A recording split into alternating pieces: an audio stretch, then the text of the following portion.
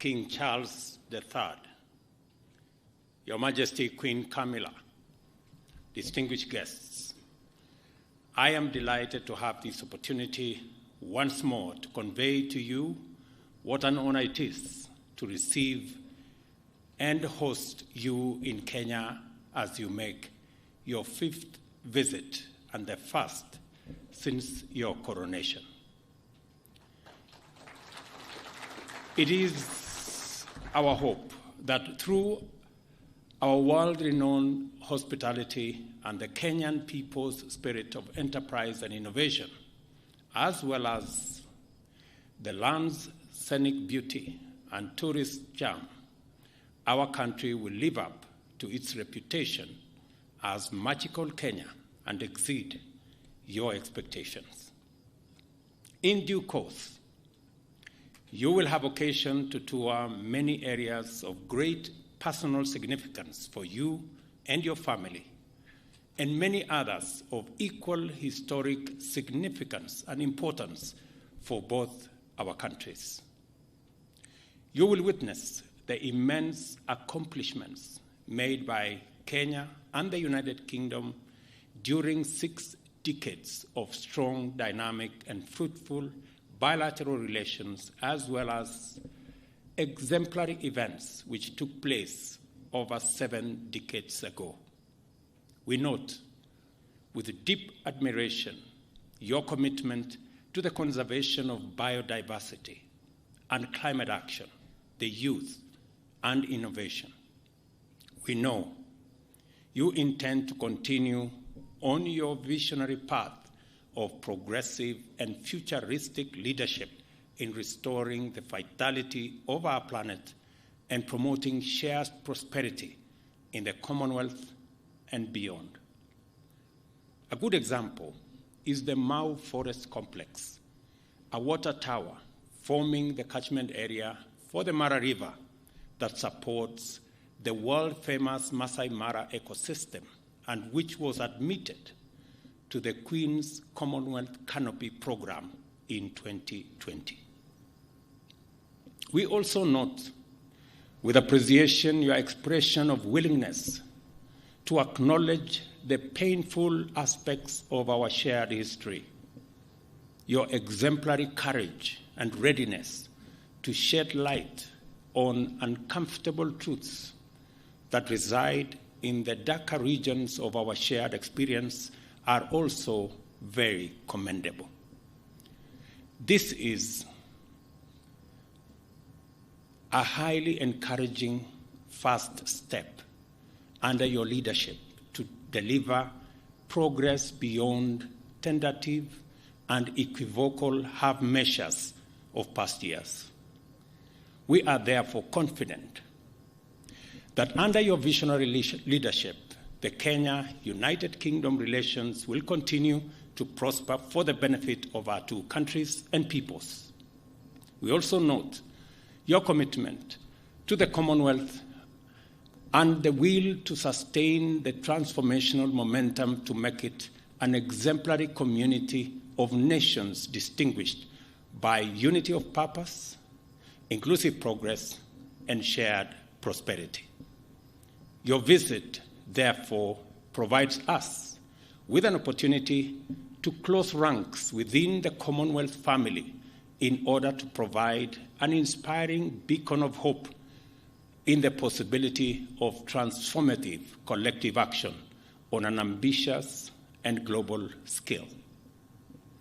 Our confidence is borne further out by the fact that you are a veteran visionary who desired long ago that global development should take into account environmental sustainability, and as early as in 1970 spoke about the menace of pollution and climate change with an urgency and intensity now associated with climate action activists and the Secretary General of the United Nations.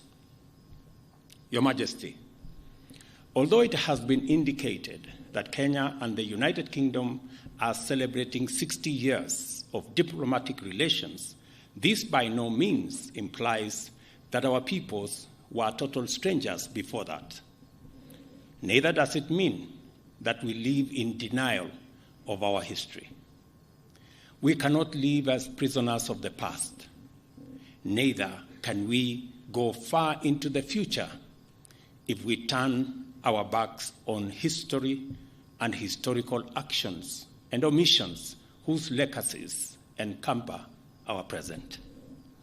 As a matter of fact, formal British presence in Kenya was proclaimed in 1897 by an order in council, which inaugurated European settlement and the displacement, dispossession, and disenfranchisement of native Africans, paving the way for a brutal colonialism.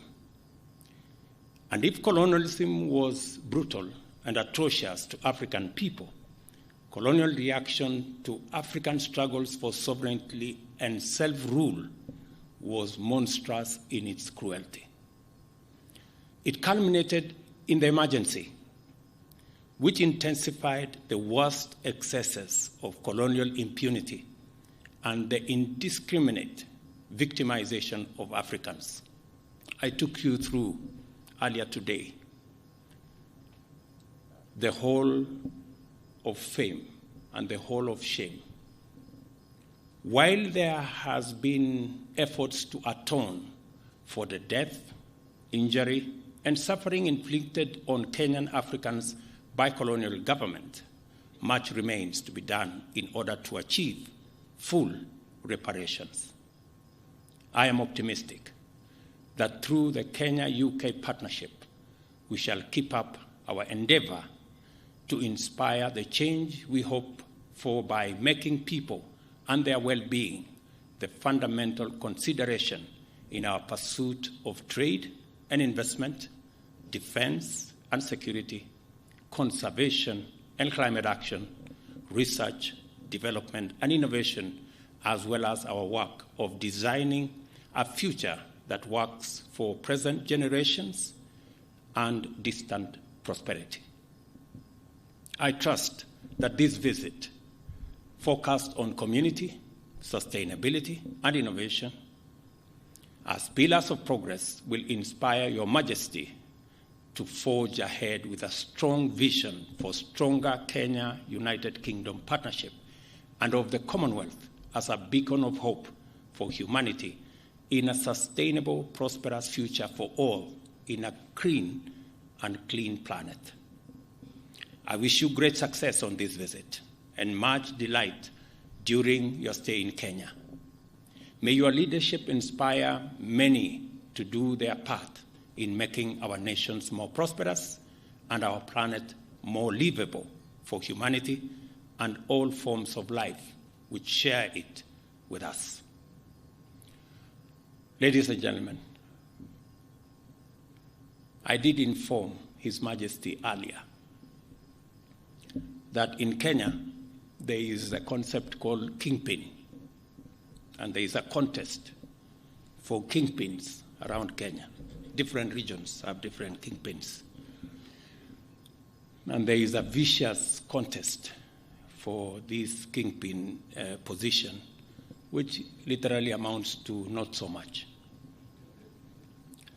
But this week, all contests about kingpins have been suspended because the king himself is in town.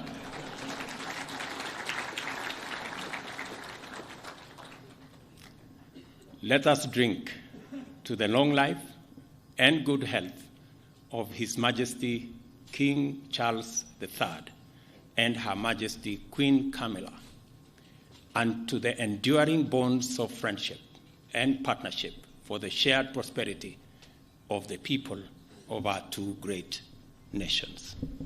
Thank you. God bless you. God bless Kenya. God bless the United Kingdom. Asanteni sana.